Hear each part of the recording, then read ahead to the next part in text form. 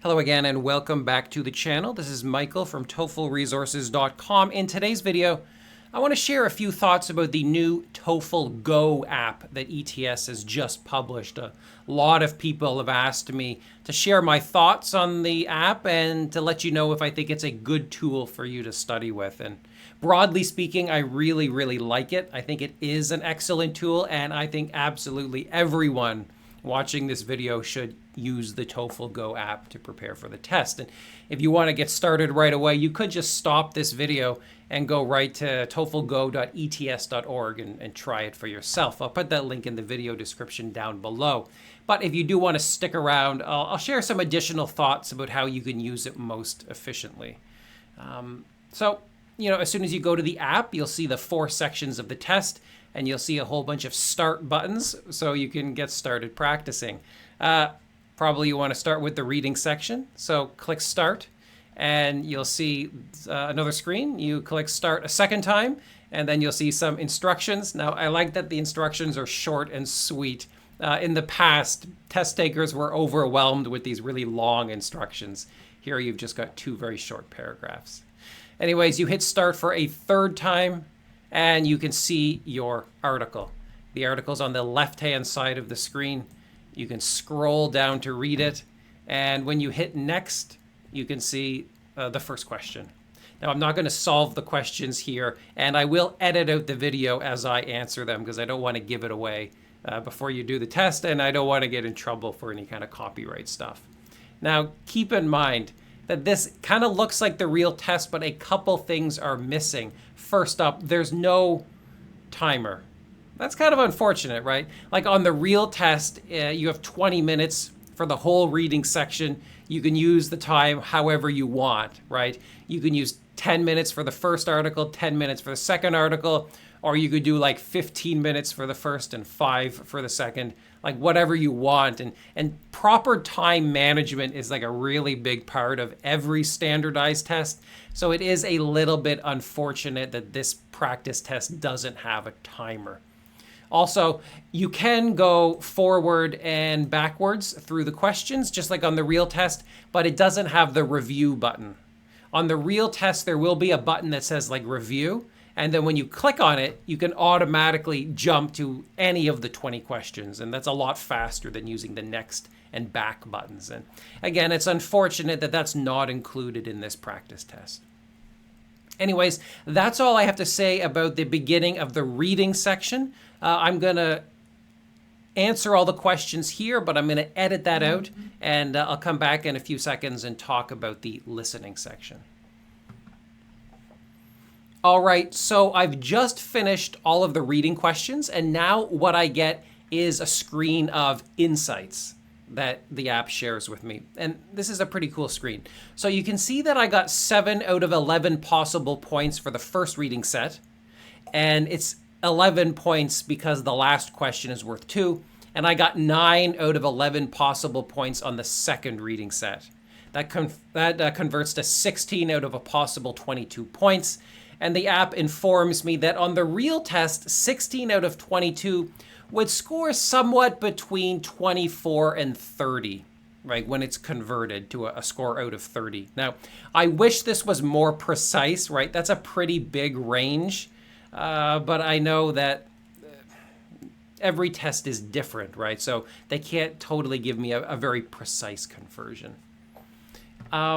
Also, I really like that I can click and get feedback on why my answers were incorrect. So I'm going to take a quick look at that.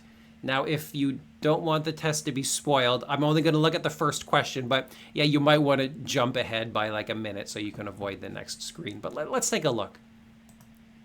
Now, my first answer was incorrect. I said that it did not mention apartment complexes.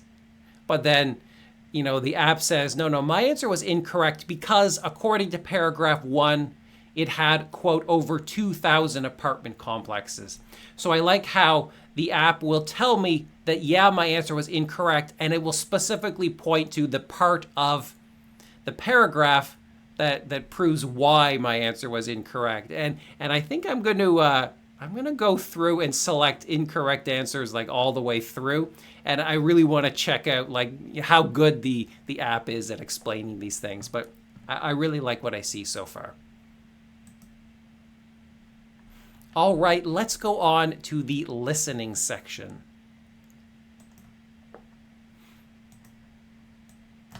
Now, I'm not going to play any audio here because, again, I don't want to get in trouble with the ETS copyright people. But let's just see kind of what it looks like.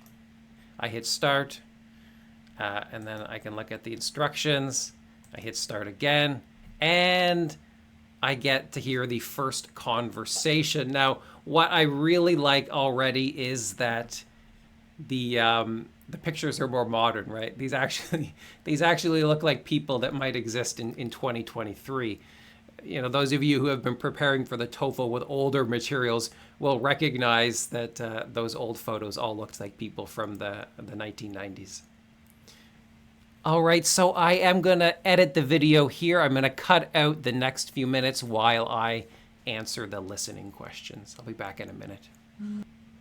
Okay, I'm actually going to pop in like one more time and point out that the listening test here in the TOEFL GO app, again, it also lacks a proper timer. And again, that's really unfortunate because time management is really critical in this test, like in every test. And also the listening section actually has really kind of tricky timers. It has multiple timers for each kind of like group of listening passages. So I'm hoping that, you know, in the future, as this app is improved, proper timers are turned on. And actually, ETS could have like a toggle feature, right, where you could have the timers or you could not have the timers, depending on your preference. Anyways, okay, I am going to work my way through this whole section kind of quickly. And after that, I'll come back and continue the video.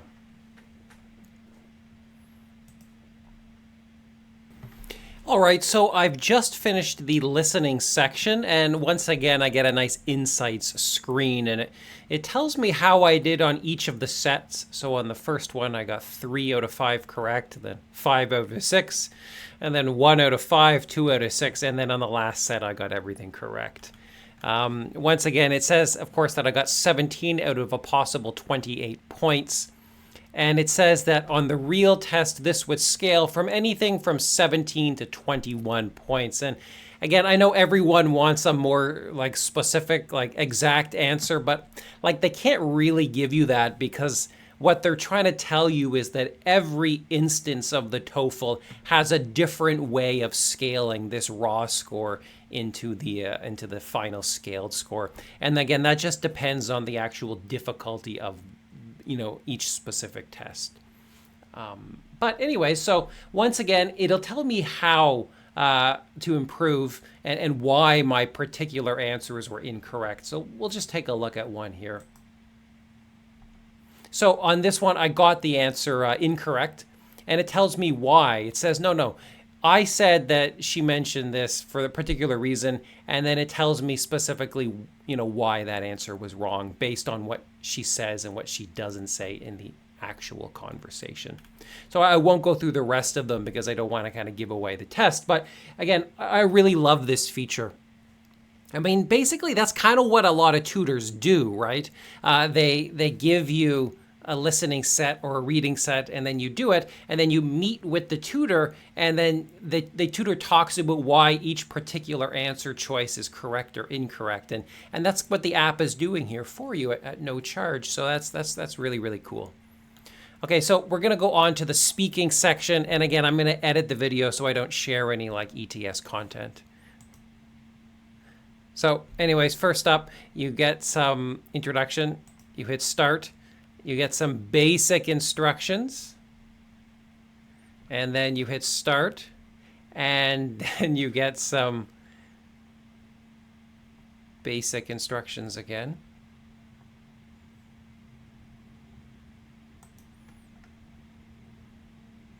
And then it shows you the question. And you'll recognize these as being like the same old questions that have been showing up in the practice material for many years. You hit next. And then thankfully, the speaking section does have a proper timer. So it is properly counting you down for 15 seconds. And then it does properly give you 45 seconds to record your answer. And this is where I'm going to make my edit. Okay, so I am going to pop in again with a little comment. Now I'm on the integrated writing questions, or sorry, the integrated speaking questions. And I have noticed that they don't have great timers. For instance, here's the reading for the second speaking question.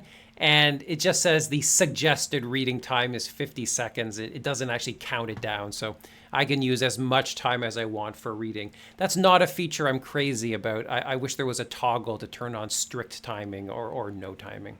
All right, I'm going to edit the video again. I'll come back in a few seconds and talk about the results. All right, so I have just finished the speaking section, and then I get to look at the insights screen for the speaking responses. And the coolest thing about this is that it is giving me an AI score for each of my answers from 0 to 4 points. And this is something that test takers have been asking for a long, long time. Where can they get free AI scores? And now you've got them using the TOEFL GO app. You can see that it's still waiting to score my last one. If I come back to the screen, it'll probably be ready. I'm leaving this in here just to show you that, yes, sometimes it takes a while for the scores to show up. So let's take a look. I wish my answers, I wish they weren't all 4, but we'll see we'll kind of see what kind of feedback it does provide. So if I click on the how to improve section, it's going to give me some feedback on delivery, language use, and topic development, right? And so for both of these, it's either going to say demonstrating, which I guess means like good, or it's going to say developing, which I guess means like not great. And that's it. It's just either demonstrating or developing. So it's not very specific, and it's not particularly informative, I guess, right? But it is, I guess it'll tell you which area of your answer you might want to focus on. So for example, if your language use is demonstrating, which is good, your topic development is demonstrating, which is good, but your delivery is developing, that means you're going to want to focus on your delivery, which is like your speaking rate, or the use of pauses, or stressing of syllables, or the pronunciation of vowels and consonants. Meanwhile, if it says that your language use is developing, then you may want to work on your vocabulary and your grammatical structures. So that's pretty cool. Let's go back to the speaking. So here's another thing I guess I will point out. Apparently, speaking question 4 did not record properly. So it's not going to be, I'm not going to get a score for that. And I'm going to leave this in the video because that's not the first time I've seen this message. I've done the speaking section a few times, and a few times I have seen this particular error message. Now, I didn't do anything differently. I had the same microphone. I was speaking the same distance from the mic, and yet it did have a problem recording and scoring a speaking question 4. That is something to keep in mind, and I hope, like, moving forward, the ETS is able to reduce the frequency of this particular error message appearing. Otherwise, for the speaking section, you can click and you can see the rubrics in a nice, easy-to-read form. And again, for the integrated speaking question. All right, so that's a quick look at the speaking section of the TOEFL GO app. Next, we're going to do the writing section. We get a new direction here. We click Start. We get some directions. We click Start. And then we get some directions for the integrated reading and listening question. And then we click Start. I am going to edit out the video. I don't want you to see the questions ahead of time, but I will answer them. And then I'll come back in a few seconds and talk about the insights screen.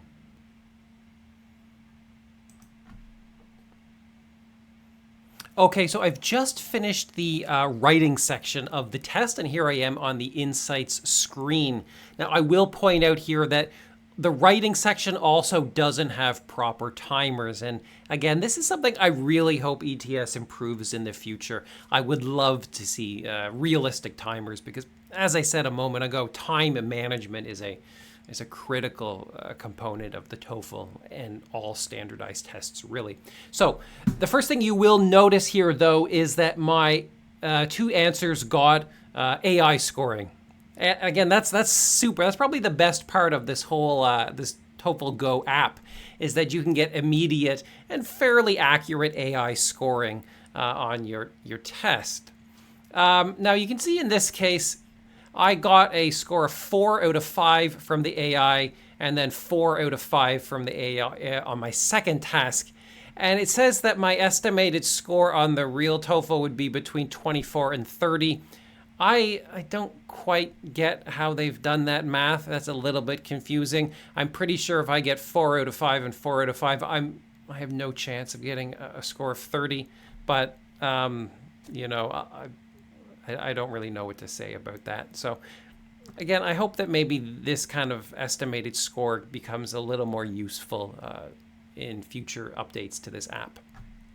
Once again, though, we can see some feedback. We can click Learn How to Improve, and we can see kind of what I've done right and what I've done wrong. And once again, I get feedback on a variety of categories, in this case, grammar, usage, mechanics, and organization development. But I'm only getting either demonstrating or developing. So demonstrating, I guess, means kind of good. Developing means kind of weak. And so in this case, I got demonstrating for grammar, usage, and mechanics, all great. But my organization development is considered developing. Now, it doesn't tell me exactly what I didn't do well, but it looks like maybe I had a problem with like a thesis statement or main ideas or supporting ideas, conclusion, introductory material, or transitional words and phrases. So something along those lines is in need of improvement. Let's go back to the Writing Insights screen. Let's see kind of what it told me about my writing for an academic discussion task. In this case, again, I got 4 out of 5, but it says that all of my categories are demonstrating. Grammar demonstrating, usage demonstrating, mechanics demonstrating. So it's not giving me any specific thing that I should improve, which is kind of unfortunate, but I guess I'm going to want to just try to improve all of these in a general sense if I want to get to like a perfect level. Okay, so that's the writing section. I guess that's a look at the whole TOEFL Go app. I can go back to practice more. And if I hit retake, I can just clear my results and just retake the test again from the beginning. Just do it one more time. But there's also additional practice, which is not like a complete test. It's just additional reading, listening, speaking, and writing stuff. And I can work through that in the same way and get some feedback and score estimates as well. So that's pretty cool. All right, so that is a complete look at the TOEFL Go app as it exists right now at the end of July. You know, as you can tell from this video, I'm pretty happy with it. I think it is a very useful tool, although there is certainly room for improvement. And if the app gets updated in the future, I'll probably make another video. All right, I will leave it at that, but if you have any questions about using this app or you have any kind of ideas or feelings about your experience using the app, just leave them in a comment down below and I'll respond as soon as I can. All right, I'll talk to you later, guys. Take care for now.